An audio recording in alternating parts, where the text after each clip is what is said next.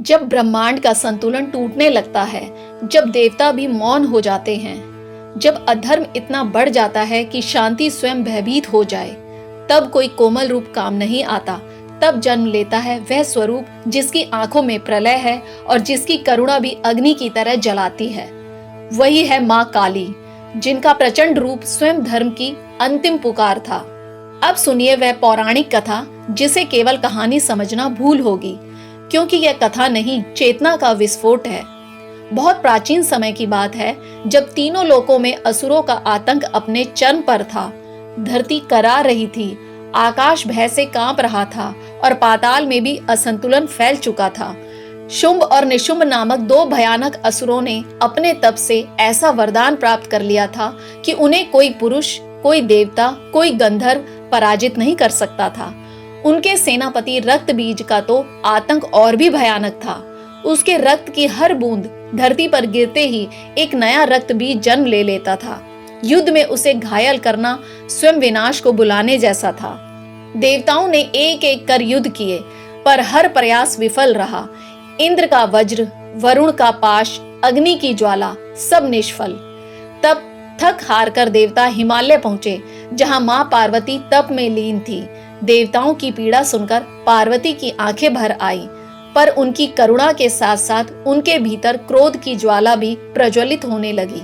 यह क्रोध किसी व्यक्तिगत अपमान का नहीं था, यह क्रोध था धर्म के अपमान का, सृष्टि के संतुलन के टूटने का। कहा जाता है कि उसी क्षण मां पार्वती के मस्तक से एक भयंकर तेज प्रकट हुआ। वह तेज काला था, घोर था, अनंत था। वह तेज जैसे ही देह रूप में परिवर्तित हुआ, आकाश में गर्जना गूंज उठी। यही थी मां काली, नग्न नहीं बल्कि माया से परे, भयानक नहीं बल्कि सत्य का उग्र स्वरूप, विनाशक नहीं बल्कि सृष्टि का अंतिम रक्षक। मां काली का स्वरूप स्वयं भय की परिभाषा बन गया। उनकी आंखें रक्तिम थी, जीवा बाहर निकली हुई, गले में नरमुंडों की माला और हाथों में खड़ग। पर यह सब प्रतीक था अहंकार का वध, अज्ञान का छेदन और माया से मुक्ति का। जब मां काली युद्ध भूमि में उतरी तो धरती कांप उठी। असुरों की सेनाएं उन्हें देखकर ही भय से भागने लगी। युद्ध आरंभ हुआ।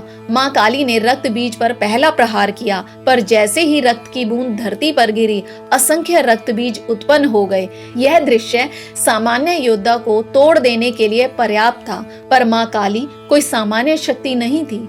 उन्होंने अपनी जीवा फैला दी और रक्त बीज के हर रक्त को धरती पर गिरने से पहले ही पी लिया। एक एक बूंद, एक एक अहंकार, एक एक जन्म, सब समाप्त होने लगे। यह केवल युद्ध नहीं था, यह कर्म और परिणाम का अंतिम पाठ था।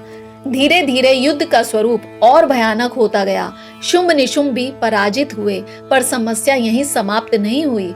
असुरों का अंत हो चुका था, पर मां काली का प्रचंड क्रोध शांत नहीं हो रहा था। उनका तांडव रुकने का नाम नहीं ले रहा था। दिशाएं जलने लगी, काल स्वयं भयभीत हो उठा। देवता घबरा गए। जिस शक्ति से रक्षा की आशा थी, वही अब सृष्टि के लिए संकट बन रही थी।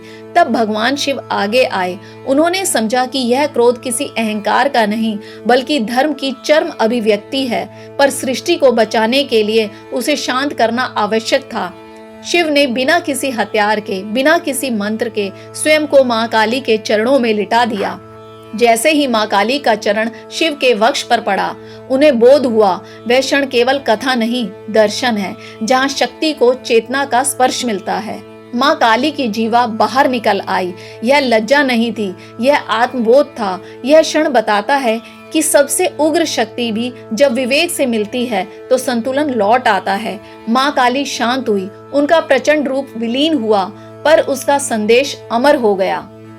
पर प्रश्न वही रह जाता है, मां काली को इतना प्रचंड रूप क्यों लेना पड़ा?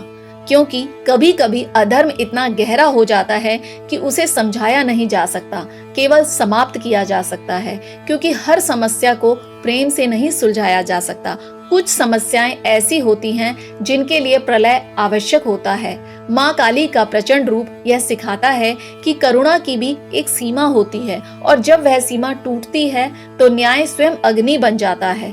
मां काली केवल असुरों का वध करने नहीं आई थी, वे मनुष्य के भीतर के असुर को मारने आई थी। अहंकार, लोभ, भय और अज्ञान को उनका विकराल रूप हमें डराने के लिए नहीं, जगाने के लिए है। वे बताती हैं कि जो सत्य से भागता है उसे सत्य स्वयं भयावह प्रतीत होता है।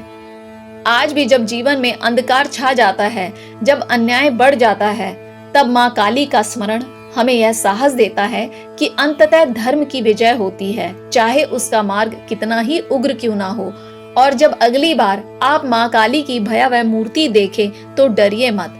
समझिए कि वह रूप उस दिन जन्मा था जब सृष्टि को बचाने के लिए स्वयं करुणा को क्रोध बनना पड़ा था, क्योंकि माँ काली विनाश नहीं है, वे वह अंतिम चेतावनी है जो सृष्टि तब देती है जब सहन शक्ति समाप्त हो जाती है।